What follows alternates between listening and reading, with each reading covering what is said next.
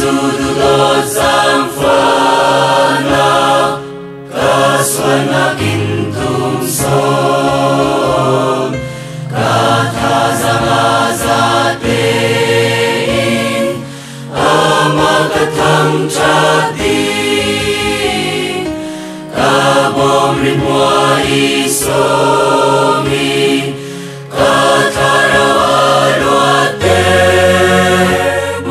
Zazi sududot zamfana kamu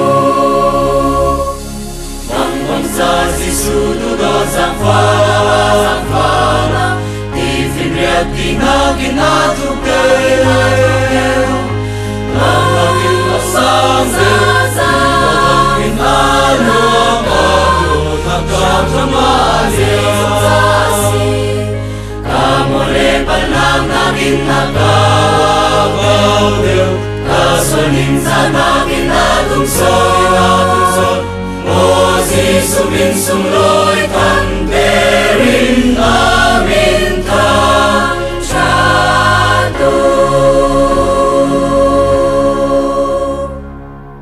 Zisududot zamfana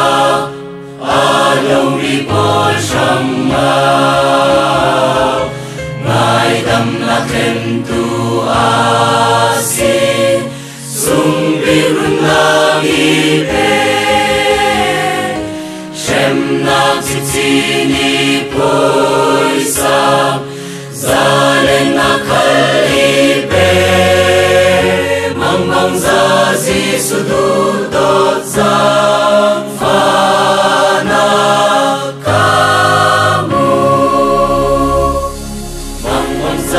Sududot zamfana Tifimriat tinagin atugay Langagin asang Langagin along Agod nagkakamali Kamore palang naging nagagaw Kasunin sa naging natungson Moses suminsumloy Tanterin amin tansyado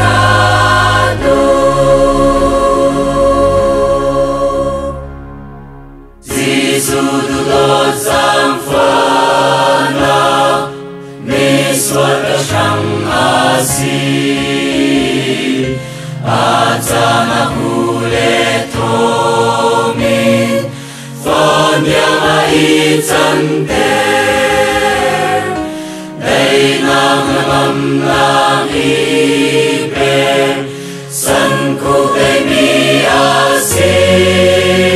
Mangmang zazi sududot zamfana kamu Mangmang zazi sududot zamfana Tifimriat tinagin atugay Langagin asang Langagin along Agod nagkakamali